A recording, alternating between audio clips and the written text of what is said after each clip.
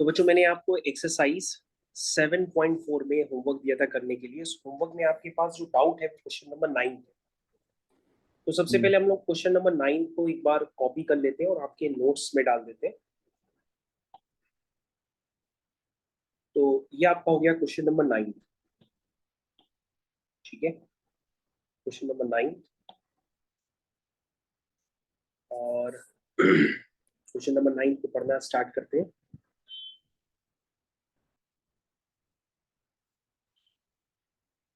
ठीक है, तो क्वेश्चन नंबर 9 को पढ़ते हैं। In how many ways can a student choose a programme of 5 course if 9 courses are available and 2 specific courses are compulsory for every student। तो बेटा ये तो हो गया, एकदम बॉक्स मेथड की तरह करो उसको। बॉक्स मेथड की तरह कैसे करोगे? कितने कोर्सेज अवेलेबल है? 9 कोर्सेज अवेलेबल है। ठीक है, तो 9 कोर्सेज में तुमको सेलेक्ट कितने करने? 5 सेलेक्ट करने हैं।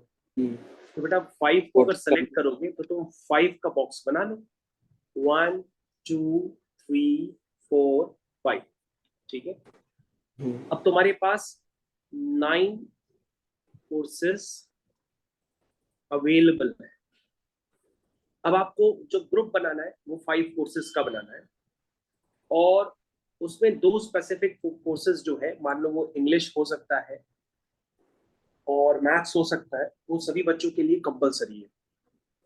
तो बच्चों 2 स्पेसिफिक कोर्स तो कंपलसरी है ही। जब 2 स्पेसिफिक कोर्स कंपलसरी है यानी कि हम उन पे कोई भी कुछ भी नहीं कर सकते, वो तो उनको लेने ही लेने हैं। ठीक है, नहीं, 9 में से 2 कोर्स तो कंपलसरी है ही, वो लेने ही लेने हैं। यानी जो आपको सिलेक्शन करना है वो 9 में से 2 माइनस कर दो, वो 7 में से करना है। ये बात समझने की कोशिश करो भाई। 2 कोर्सेज तो कंपलसरी सबको लेने ही लेने। ठीक है ना? हाँ, तो इस बात को लिखता हूँ, but 2 courses are compulsory for in 5 courses. तो हमें सेलेक्ट 5 कोर्स करने थे, तो 5 कोर्स को अगर हम सेलेक्ट कर सकते थे तो उसका तरीका हो जाता 9C5। लेकिन अगर हम 9C5 लिख देंगे तो वो गलत हो जाएगा। अगर हम 9C5 लिख देंगे तो उसमें 2 स्पेसिफिक कोर्सेस हो सकता है छूट जाए, वो 2 स्पेसिफिक कोर्स आए ही ना। ठीक है ना? तो अगर हम चाहते हैं कि वो 2 स्पेसिफिक कोर्स अगर आपके बने रहें तो आपको क्या करना पड़ेगा, उन 2 स्पेसिफिक कोर्सेज को तो लेने का तरीका एक ही है। यानी कि 2 स्पेसिफिक कोर्स में मान लो एक इंग्लिश है और एक हिंदी है, तो इंग्लिश को भी लेने का एक ही तरीका है और हिंदी को भी लेने का एक ही तरीका है। बाकी आप जो है ये 2 स्पेसिफिक कोर्स हटा करके बाकी 2 कोर्स जो बचे हैं वो कितने बचे आपके? वो हो गए रिमेनिंग कोर्स। हाँ, तो 7 रिमेनिंग कोर्स आपके हो गए 7। तो आपको जो रिमेनिंग कोर्स 7 बचे, उन 7 में से आपको कोई भी 3 कोर्स लेने हैं। तो 7 में से कोई भी 3 कोर्स ले लेंगे तो उसका जो नंबर ऑफ डेज होगा वो 7C3 होगा। यानी आपका एक कोर्स ये हो गया जो कंपलसरी है, वो तो लेना ही लेना है, उसका तरीका सिर्फ एक है। दूसरा कोर्स बेटा ये हो गया, ये भी कंपलसरी है, जो लेना ही लेना है वो सिर्फ एक है। तो आपका एक कोर्स ये हो गया, दूसरा कोर्स ये हो गया और 3 कोर्स ये हो गए। तो 3 2 5 हो गए इस तरह से। ओके, बोलो समझ में आया? एक सेकंड, बट 3 कोर्सेज कैसे बेटा? वो क्वेश्चन में लिखा है ना कि आपको 5 कोर्सेज लेने हैं, लिखा हुआ है। तो 5 में तो 2 आपको लेने ही लेने हैं, तो आप उसको काउंट नहीं करोगे। ठीक है ना? ठीक है, तो 9 में से 2 चले गए स्पेसिफिक कोर्सेस, बचे कितने? 7 बचे, और 7 में से तुमको बचे हुए 3 लेने पड़ेंगे, क्योंकि 2 तो आप ले ही चुके हो। ये 2 आप ले चुके हो ना, उन दोनों को लेने का तरीका सिर्फ एक एक है। Okay, got it. और अगर ऐसे नहीं समझे तो बॉक्स से समझो, ये भी एक लेने का तरीका है, एक ही है, इसको भी लेने का तरीका एक ही है। बाकी इन 3 बॉक्सेस को जो भरने का तरीका होगा वो 7 में से 3 तरीका है, 7C3।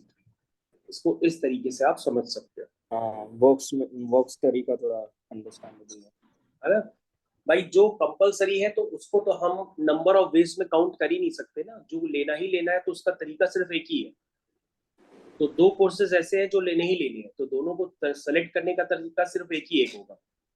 बाकी आपके बचे दो स्पेसिफिक कोर्सेज को हटा करके जो बचे वो 7 कोर्सेज बचे, तो हम 7 कोर्सेज में से बचे हुए 3 कोर्स सेलेक्ट कर लेंगे, तो हमारे पास टोटल 5 कोर्सेज हो जाएंगे, क्योंकि हमको सेलेक्ट टोटल 5 कोर्स करने हैं। हाँ ठीक है बेटा। ठीक है। हाँ। और कोई बेटा या इसको दोबारा बताएं, जैसा बताओ। नहीं। और कोई डाउट है बेटा? नहीं। ओके, कोई डाउट नहीं है, ठीक है चलो, अच्छी बात है। अब हम लोग ऐसा करते हैं, हम लोग कुछ क्वेश्चंस की तरफ कंटिन्यू करते हैं। जैसा कि आप जानते हैं, हम लास्ट टर्म पे आपसे पेपर का डिस्कशन कर रहे थे। तो लास्ट टर्म पे जब हम पेपर का डिस्कशन कर रहे थे, उस समय हमने क्वेश्चन नंबर 3 पहले 2 कराए थे, लेकिन क्वेश्चन नंबर 3 को नहीं कराया था। हम चाहते हैं क्वेश्चन नंबर 3 और 4 ये दोनों आप एक साथ अटेम्प्ट करें। क्वेश्चन नंबर 3 और 4, पहले आप क्वेश्चन नंबर 3 को करिए। तो क्वेश्चन नंबर 3 मैं आपको दे रहा हूं करने के लिए। This is your question number 3।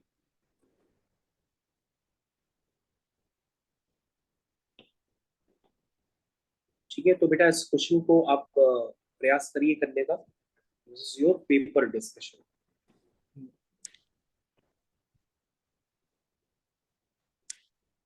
आप इसको ट्राई करो, पहले अपने मन से पढ़ो, देखो क्या लिखा हुआ है, कैसे हो सकता है ये क्वेश्चन। चलिए, इस क्वेश्चन नंबर 3 का हम लोग पेपर डिस्कशन कर रहे हैं। तो होपफुली आपने क्वेश्चन तो पढ़ ही लिया होगा कि पेपर नंबर 3 में क्या एक्सरसाइज 5 जो रिव्यू है उसमें क्या गिवन है।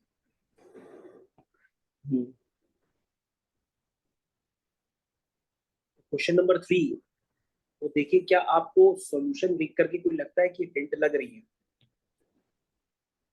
क्योंकि इस स्टेज पर अगर आप सॉल्यूशन देखते हैं तो सॉल्यूशन भी आपको अब तुरंत समझ में आना चाहिए कि हाँ ये स्टेप्स एकदम सही लिखे हुए हैं।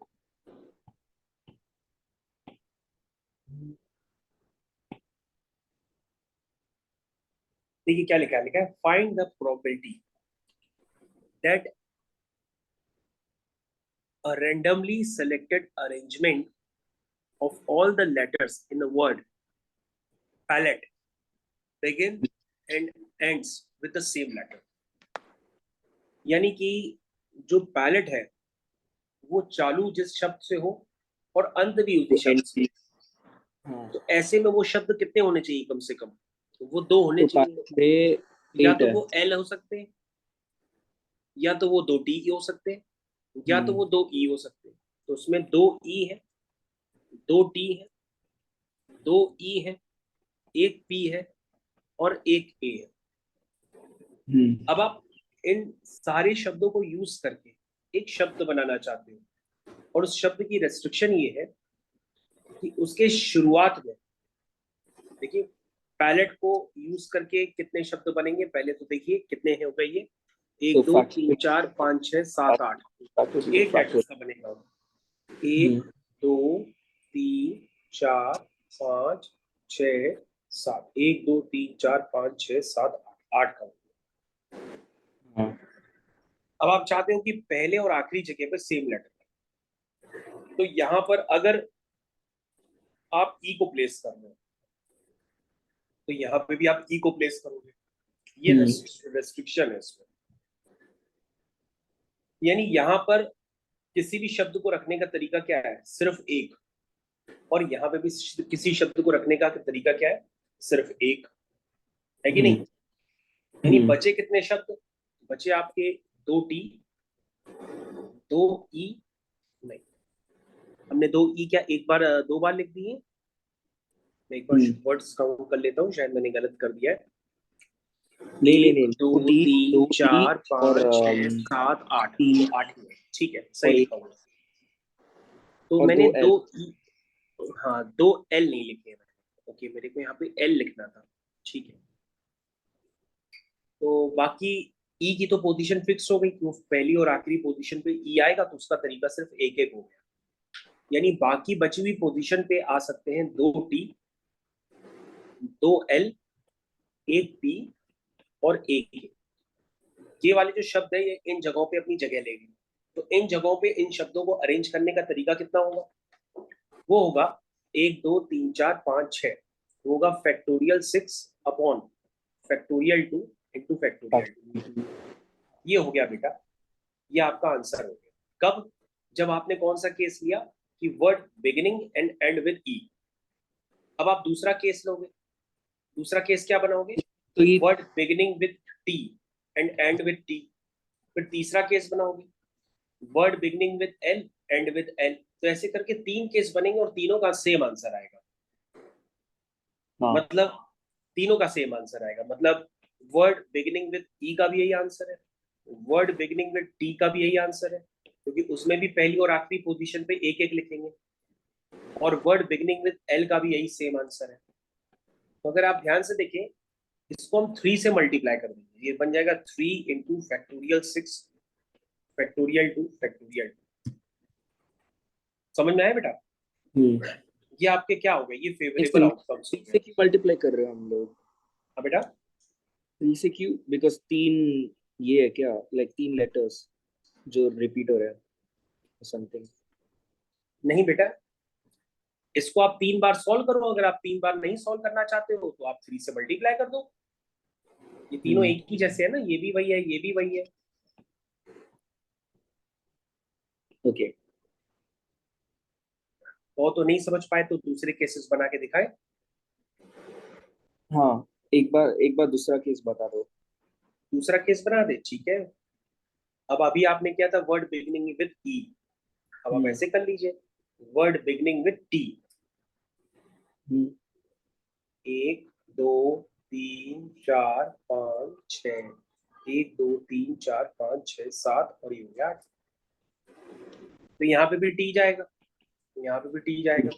इसका भी तरीका एक है, इसका भी तरीका एक हो गया। यानी बाकी बची हुई प्लेसेस पे कौन कौन जाएगा? बाकी बची हुई प्लेसेस में जाएंगे 2 ई 2 एल 1 पी 1 ई। तो उसके नंबर ऑफ वेज कितने होंगे?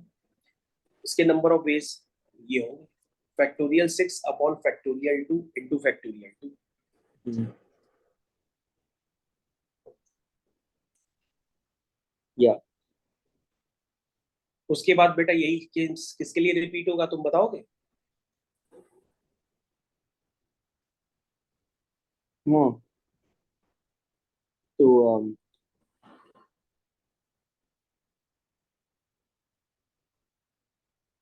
हाँ तो प्रोबेबिलिटी इज इक्वल टू नहीं नहीं, ये केस अब रिपीट किसके लिए होगा? यहाँ फॉर 3 का क्यों मल्टीप्लाई किया गया, ये तुमने बताया ही नहीं बिकॉज हमको। बिकॉज 3 लेटर्स है, एल टी और ई, और वो तीनों के तीनों रिपीट हो रहा है तो। नहीं, रिपीट थोड़ा ना हो रहा है, मतलब नहीं यहाँ मतलब पे उन्हीं का ये केस ले, उन्हीं का अरेंजमेंट ले रहे हैं हम लोग, मतलब हाँ हाँ वो हाँ, रिपीट तो हो रहा है बट उनका अरेंजमेंट ले रहा है। यस। तो ने पहला केस बनाया word beginning with E end with E, तो ये आपका फर्स्ट केस मैंने यहाँ पे लिखा था, this is your first case. फिर मैंने सेकंड केस बनाया, ये आपका सेकंड केस है। तो सेकंड केस में भी आपको यहाँ देखा कि आंसर क्या आ रहा, फैक्टोरियल 6 अपॉन फैक्टोरियल 2 फैक्टोरियल 2। फिर मैंने थर्ड केस बनाया, थर्ड केस किसके लिए बना है? Word and with L starting with L, तो उसके लिए भी यही सेम केस बनेगा। तो तीनों के आंसर रिपीट होने लगेंगे। हम्म ठीक है, तो हमने सीधा सीधा क्या कर दिया, तीनों को प्लस करने की बजाय उसमें 3 का मल्टीप्लाई कर दिया। हम्म अब बेटा प्रोबेबिलिटी कैसे निकालेंगे, सोच के बताओ, हम हेल्प नहीं करेंगे, अपने आप करो। तो बच्चों इस थर्ड क्वेश्चन को हम लोग दोबारा रिपीट करते हैं, ये 3 नंबर का है, बहुत इंपॉर्टेंट है। सबसे पहले आप यहाँ पर देखिए कि आपके डिस्कशन में है क्या। आपके डिस्कशन में है पैलेट, PALLET, अब चेक करिए ये किससे मिलके बना है। ये बना है 2L से, 2T से, 2E से, 1P से और 1A से। टोटल 8 लेटर्स है इसमें। अब अगर हम कहते हैं इसमें कोई रेस्ट्रिक्शन ना हो, तो विदाउट रेस्ट्रिक्शन इसको अरेंज करने के नंबर ऑफ वेज कितने होंगे? यानी कि number of ways of arranging pattern, number of ways of arranging palette तो कितने होंगे?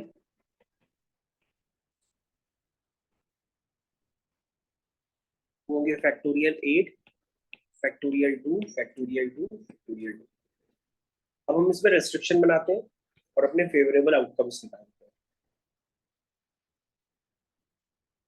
पहली क्या कंडीशन पॉसिबल हो सकती है? बताओ बेटा। 1 2 3 4 5 6 7 8। पहली कंडीशन आपकी क्या है? 8 और इसमें 3 वर्ड्स रिपीट हो रहे हैं तो विल बी कंसीडर्ड 1 ना। क्वेश्चन असल में आपने पढ़ा नहीं, हम दोबारा देखो पढ़ के बता रहे हैं। लिखा है begin and ends with the same letter, यानी यहाँ पे मान लीजिए ई आ जाए और यहाँ पे भी ई आ जाए, तो इसका भी तरीका सिर्फ एक होगा, इसका भी तरीका एक होगा। बाकी बचे हुए शब्द यहाँ पे अरेंज होंगे। तो बचे हुए शब्दों में कौन है? 2 एल है, 2 टी है, 1 पी है और 1 ए है। ठीक है, ये तो उनको अरेंज करने का तरीका कितना होगा? Factorial 6 upon factorial 2। फिर से देखो, 3 लेटर्स है सेम जो केस हम एक्चुअली रिपीट करते हैं। हाँ, सिंस 3 लेटर्स है जो एक्चुअली रिपीट हो रहे हैं तो 3 टाइम्स फैक्टोरियल 6 अपॉन तो यहाँ फैक्टोरियल। पे कौन जा सकता है? एक टी जा सकता है, उसका भी नंबर ऑफ वेज एक है। यहाँ पे भी एक टी जा सकता है, उसका भी नंबर ऑफ वेज एक है। यानी बची हुई प्लेसेस पे कौन कौन जाएगा? 2 एल बचे हैं, 2 ई बचे हैं, एक पी बचा है, एक ए बचा है। इन जगहों पे इनको जाने के तरीके कितने होंगे? Factorial 6, factorial 2, factorial 8। फिर आपको क्या करना है? फिर यही सेम काम आपको रिपीट करना है।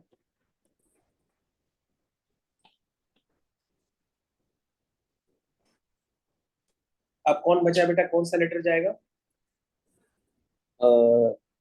एक सेकंड, 2 एल। यानी यहाँ पे भी एक तरीका है, यहाँ पे भी एक तरीका है। यानी कितने शब्द बचे? कितने शब्द बचे? अब आपके 2 एल बचे हैं, 2 ई, 1 टी, 1 ए और 2 टी। एल नहीं बचा है, बचा है 2 ई, 2 टी, 1 पी, 1 ए। तो उसको अरेंज करने के तरीके कितने हो गए?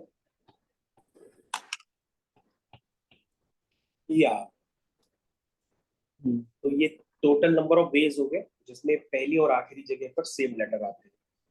तो ये 3 टाइम्स हो गए। और डिवाइड करेंगे प्रोबेबिलिटी के लिए टोटल नंबर ऑफ आउटकम्स से। तो टोटल नंबर ऑफ आउटकम्स है factorial 8 upon factorial 2, factorial 2, factorial. ये बेटा आपका final answer. So 540 upon 5040, that is equal to 0.107. आप यहाँ पे भी छोड़ देंगे, टीचर समझ जाएगा कि आपको आता है। एक सेकंड, तो बस यही लिख दूं तो मार्क्स आ जाएंगे। आंसर लिखने और से फिर से बताएं। ये जो आपने लिखा था ना, लाइक अभी कि 3 times factorial 6 upon factorial 2 factorial 2, ये जो आपने अभी किया और इसका आंसर मेरे को 0.107 आया, बट 0.107 नहीं लिखेंगे तो भी मार्क्स आ जाएंगे कि?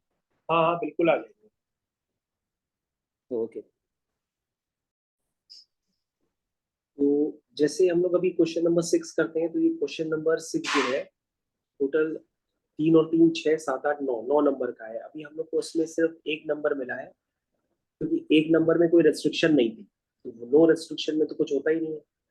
अब जो सेकंड वाला पार्ट हम लोग करने जा रहे हैं वो बिल्कुल थर्ड वाले क्वेश्चन की तरह है, क्योंकि थर्ड वाला क्वेश्चन और सेकंड वाला पार्ट इस क्वेश्चन का एकदम सेम है।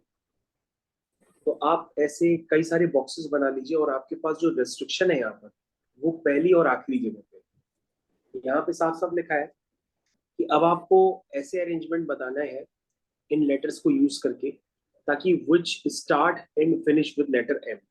अगर आप लेटर एम को टारगेट करेंगे तो आपके पास 2 है लेटर एम, उसने टारगेट कर दिया कि पहली पोजीशन पे भी m आना चाहिए और लास्ट वाली पोजीशन पे भी m आना चाहिए। यानी पहली पोजीशन भी उसने फिक्स कर दी, जब फिक्स कर दी तो उसका नंबर ऑफ वेज सिर्फ एक ही है कि वहां पे m ही आ सकता है और कोई नहीं। जब लास्ट पोजीशन फिक्स कर दी तो उसका भी नंबर ऑफ वेज एक ही है, वहां पे सिर्फ m आ सकता है और कोई नहीं।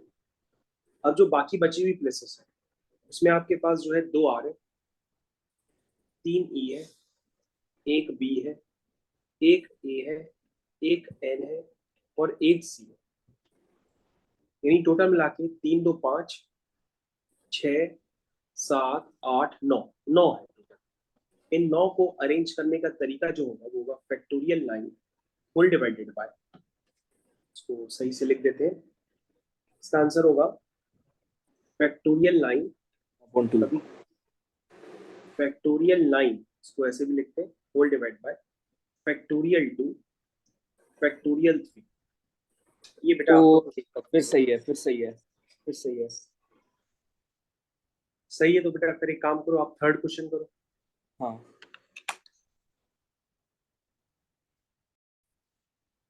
क्योंकि बच्चों तो अब आपने 3 नंबर का क्वेश्चन स्टार्ट किया, उसमें लिखा था find the number of different arrangements which do not have all vowels next to each other. यानी आपने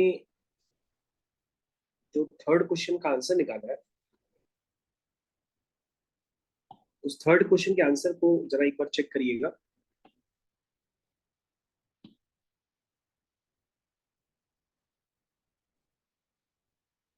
थर्ड था कि सिक्स्थ था? सिक्स्थ था, ओके।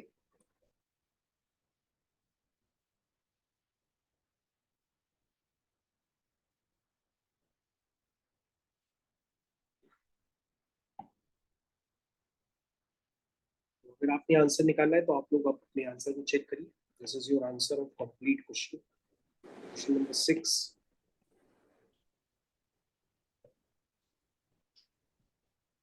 क्वेश्चन नंबर 6 का बच्चों आपके पास आंसर लिखा है, तो आप अपने फर्स्ट आंसर को भी मैच करेंगे तो बिल्कुल मैच कर रहा है, सेकंड आंसर को मैच करेंगे तो बिल्कुल कर रहा है। अब आपको करना ये है कि आपने थर्ड क्वेश्चन का आंसर निकालना है, तो थर्ड क्वेश्चन के आंसर को आप पूरी तरह से मैच कर लीजिए एक बार कि वो आ रहा है कि नहीं आ रहा है। थर्ड क्वेश्चन फिर से पढ़ लीजिए, लिखा है find the number of different arrangements एक which सेकंड, do मेरा not सब have all 4 vowels next right. to each other। Right, so मेरा 7 factorial upon 2 factorial into 2 factorial है, बट इधर 8 लिखा है। ओके, तो सबसे पहले हम इसका पढ़ते हैं क्या लिखा है आंसर।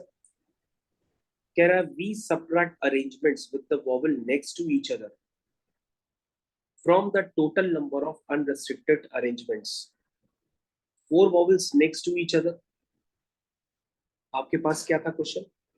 क्या था find the number of different arrangement. आपसे क्वेश्चन में पूछा गया है which do not have all 4 vowels, तो उसने उल्टा कर दिया। पहले टोटल नंबर ऑफ वेज लिखे और टोटल नंबर ऑफ वेज से वो वेज माइनस कर दिया जिसमें सारे vowels next to each other आते हैं। तो सारे vowels next to each other आएंगे तो वो है कितने? वो इस वे में है ई ई ए ई, यानी टोटली कितने हैं? ये है फैक्टोरियल 4 अपॉन फैक्टोरियल 3। इनको अरेंज करने के तरीके कितने होंगे? Factorial 4 upon factorial 3। तो उसने क्या किए, टोटल नंबर ऑफ वेज में से ये वाले वेज माइनस कर दिए। ध्यान दीजिएगा, कह रहा if we subtract arrangements with the vowel next to each other from the total number of unrestricted arrangements, 4 vowel next to each other, that is factorial 4 upon factorial 3। तो 4 तो ये हो गए, बाकी थे कितने टोटल? बाकी आप चेक करिए टोटल कितने थे इन 4 को हटा करके। 4 को हटा करके कितने थे? 7। ओके, 7। और इस 4 को मिलाकर के एक मान लो तो बन जाएंगे फैक्टोरियल 8। हो जाएगा एक सेकंड, फैक्टोरियल उसको 8। मिलेंगे क्यों? बट हाँ यस बेटा। वो जो वॉवल्स है ना, उनको मिलाएंगे क्यों वापस?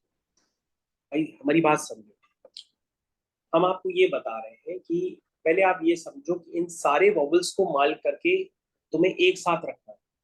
जब सारे वॉवल्स को मिला करके एक साथ रखोगे तो वो वॉवल्स है कितने? काउंट करो। तो कितने हैं? वोवेल्स 4। 3 ई है और एक ए है। एक ए, हाँ तो तो 3 4। ई और एक ए को कंबाइन करके तुम एक साथ रख लो, इसको मान लो एक है ये। तो 3 हम्म ई और एक ए तो खत्म हो गया, बाकी कितने बचे? एक, दो, तीन, चार, पांच। हम्म जरा काउंट करो कितने बचे इन चार वॉवल्स को हटा करके। छह बचे। हम्म, दो, तीन, चार, पांच, और एक कौन सा रह गया? 6। तो हम तुम्हें काउंट करके दिखाते हैं, शायद दो समझ आर। में। देखो, ये तुम्हारे वॉवल्स हो गए जो तुम्हें एक साथ रखने हैं। 3 ई है और एक ए है। अब बाकी देखो कितने बचे। एक, दो, तीन, चार, पाँच, छह, सात, और ये वॉवल्स को मिला करके हो गया 8, क्योंकि आपने इनको सबको एक माना है। तो उनको अरेंज करने का तरीका कितना हो जाएगा? Factorial 8 upon factorial 2 into factorial 2। और बाकी ये खुद कितनी हम्म तरीके से अरेंज हो सकते हैं? ये खुद अपनी पोजीशन में फैक्टोरियल 3 अपॉन फैक्टोरियल 4 से अरेंज हो सकते हैं। उसमें से ये वाले वेज अगर हम माइनस कर देंगे तो हमारे पास वो वाले वेज आ जाएंगे जिसमें वॉवल साथ में नेक्स्ट टू ईच नहीं आएंगे। हम्म। तुमने क्वेश्चन पढ़ा है ना, क्वेश्चन नहीं पढ़ा होगा तो समझ में नहीं आएगा। नहीं बट सारे मुझे वॉवल्स प्रूफ को कम पता था। सारे वॉवल्स को कंबाइन करके एक मान लो। तो 3 ई और एक ए, एक। इसको कंबाइन करके एक मान लो। अब बचे हाँ। कितने? नहीं गिन पा रहे हो तो ऐसे गिनो।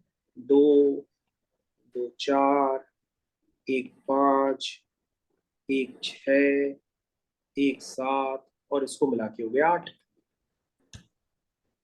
तो हम्म 3 ई और एक ए को अगर हम कंबाइन करके उसका कलेक्शन बना लेंगे तो वो एक ही कहलाएगा। तो टोटल 8 हो जाएंगे।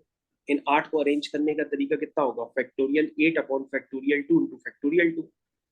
लेकिन ये सारे बबल्स एक साथ रहते हुए भी अपनी पोजीशन लगातार बदल सकते हैं, तो वो खुद कितनी तरीके से अरेंज हो सकते हैं? खुद अरेंज हो सकते हैं फैक्टोरियल 4 अपॉन फैक्टोरियल 3। तो टोटल नंबर ऑफ वेज में से मैंने वो वाले वेज माइनस कर दिए जिसमें सारे वॉवल्स एक साथ रहते हैं। हम्म। ठीक है। तो हमारे पास फिर वो वाले वेज बचेंगे जिसमें सारे वॉवल्स एक साथ नहीं रहते। क्वेश्चन खत्म। समझ में आया? हाँ। ये तो क्वेश्चन नंबर पहले भी कर चुके हैं कि टोटल नंबर ऑफ वेज में से वो वाले वेज माइनस कर दो जिसमें सारे वॉवल्स एक साथ रहते हैं। तो तुम्हारे पास वो वाले केस आ जाएंगे जिसमें सारे वॉवल्स एक साथ नहीं रहेंगे। तो तुम्हारा थर्ड पार्ट खत्म हो गया।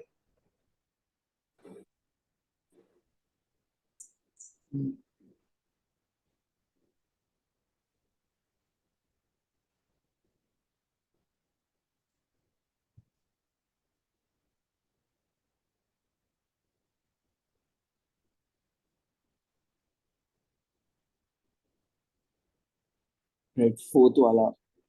फोर्थ फाइंड वाला द नंबर। फोर्थ वाला हाँ, घर पे करना। अभी दूसरा देते हैं। अभी फोर्थ होगा।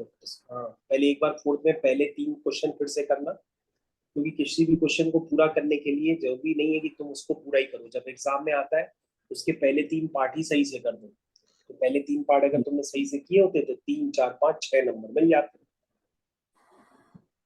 है ना? हाँ। तो कह रहा है कि तुम्हें वो वाले नंबर ऑफ वेज चाहिए थे जिसमें सारे वॉवल्स एक साथ ना आए। तो तुम वाला केस उल्टा ही करके तो करते थे, तुम वाला केस मान लेते थे जिसमें सारे वॉवल्स एक साथ आते हैं, तो उनको मिला के सबको एक मान लेते थे। और बाकी सब मिला के हो गए 8। तो 8 को अरेंज करने का तरीका तुमने लिख दिया। लेकिन वॉवल एक साथ रहते हुए भी अपनी पोजीशन एक दूसरे के रिस्पेक्ट में बदल सकते हैं। तो वो उनको अरेंज करने का तरीका हो गया फैक्टोरियल 4 अपॉन फैक्टोरियल 3। फिर टोटल नंबर ऑफ वेज में से ये वाले केस माइनस कर दो जिसमें सारे वॉवल्स एक साथ रहते हैं। तो तुम्हारे पास वाला केस आ जाएगा जिसमें सारे वॉवल्स एक साथ नहीं रहते। ये है।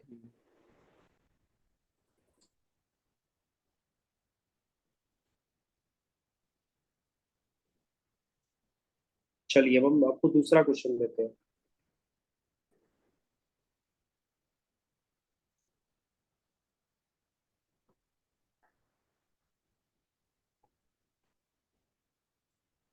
देखिए क्वेश्चन नंबर ये 4 नंबर का है, 4 नंबर का क्वेश्चन आपसे हो सकता है, आप चाहें तो करिए इसको।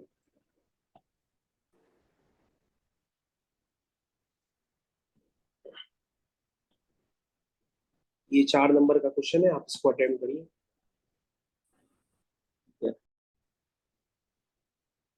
ठीक है बच्चों, तो हम लोग फाइनली इस क्वेश्चन को स्टार्ट करते हैं। इसमें लिखा है अ बास्केट होल्ड्स 9 फ्लावर्स।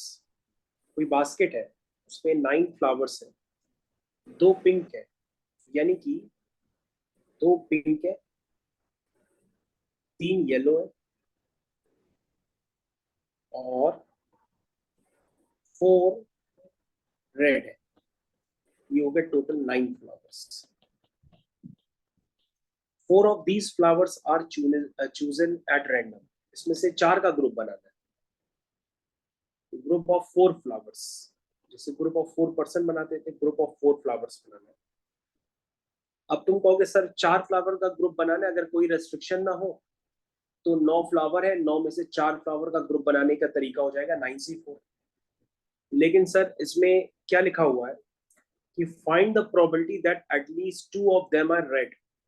कह रहा है कि हर कॉम्बिनेशन में जो आपने 4 फ्लावर की टीम बनाई है, उसमें हर कॉम्बिनेशन में 2 फ्लावर तो कम से कम रेड होने चाहिए। तो ठीक है, वो 2 रेड भी हो सकते हैं या 2 से ज्यादा भी रेड हो सकते हैं, क्योंकि एटलीस्ट लिखा है 2। तो एक काम करो, पहले तुम 4 जो रेड फ्लावर है उसमें से 2 रेड फ्लावर ले लो। ठीक है, क्योंकि कम से कम 2 तो लेने ही लेने। अब बाकी बचे हुए जो फ्लावर है वो किसी और से ले लो।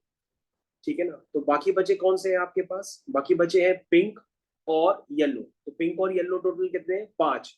उन 5 में से कोई भी तुम 2 में ले लोगी तो तुम्हारा काम चल जाएगा। उसके बाद देखो नेक्स्ट वाला। उसके बाद क्या है कि तुम्हारे पास क्वेश्चन है कि एटलीस्ट 2 रेड फ्लावर हो। तो 2 से क्या मतलब, तुम 2 से ज्यादा भी ले सकते हो, 4 में से 3 रेड फ्लावर ले लो और बाकी बचे हुए जो 5 है उसमें से कोई भी एक ले लो। और क्या हो सकता है? लिखा था एटलीस्ट 4 रेड फ्लावर होने चाहिए, तुमने 2 ले लिए, 3 ले लिए, तुम 4 में से चारों रेड ले लो और 5 में से एक को ना लो। ये हो गया तुम्हारे बेटा favourable number of events divide by total number of events, वो हो गया 9C4। इसको सॉल्व कर लो, तुम्हारा आंसर आ जाएगा।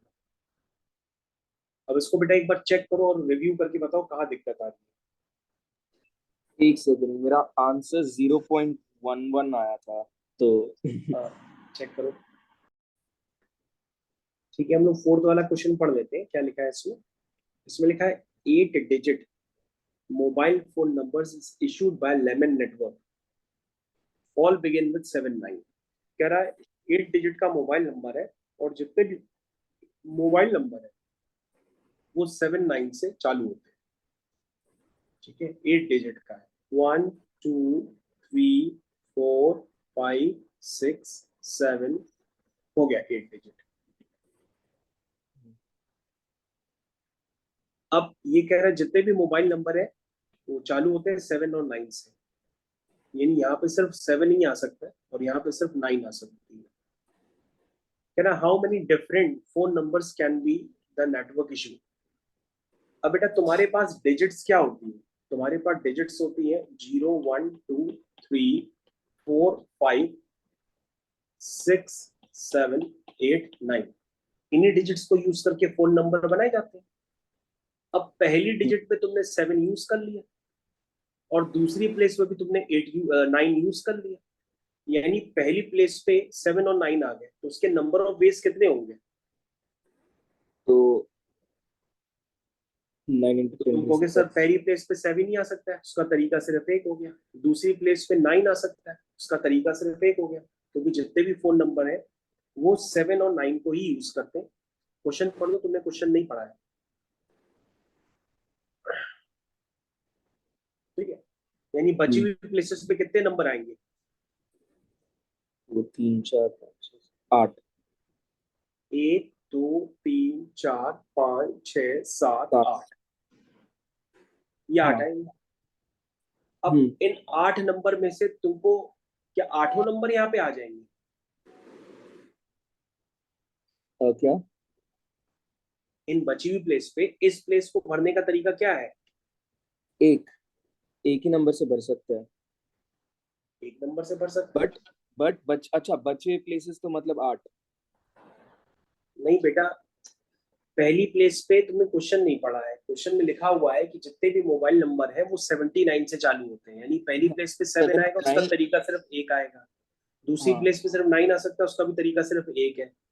अब जो तुम्हारे पास तीसरी प्लेस है उसमें क्या जा सकता है? उसमें 0 भी जा सकता है, 1 भी जा सकता है, 2 भी जा सकता है, 3 4 5 6 8, ये सारे नंबर जा सकते हैं। हाँ। तो यहाँ पे कितने नंबर ऑफ वेज हुए तीसरी प्लेस तो पे? 8 बोला मैंने। 1 2 3 हाँ 4 5 6 7 8 8। तो हाँ बेटा सर, 8 यहाँ पे बोला कितने जाएंगे? तो 7। 7। यहाँ पर कितने जाएंगे? 6 5 4 3 सर आंसर आ 4। गया। कितना है आंसर? आंसर आ गया। तो 1 into 8 7, so 8 into 7।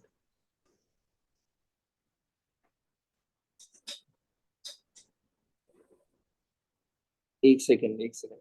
तो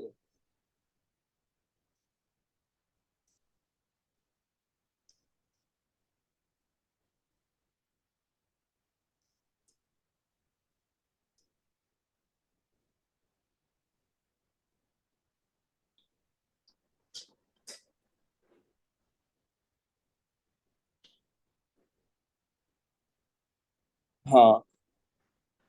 देखा बेटा? हम्म।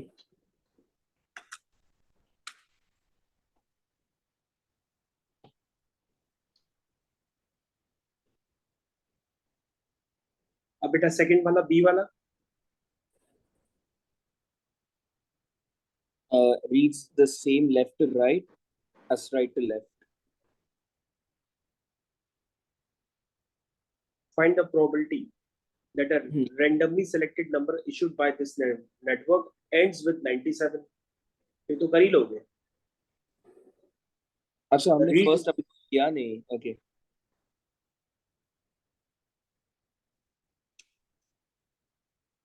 तुम्हें क्वेश्चन करने का तरीका समझ में आया? हाँ, समझ में तो आया, बट मुझे नहीं पता था फर्स्ट वाला किया नहीं हमने।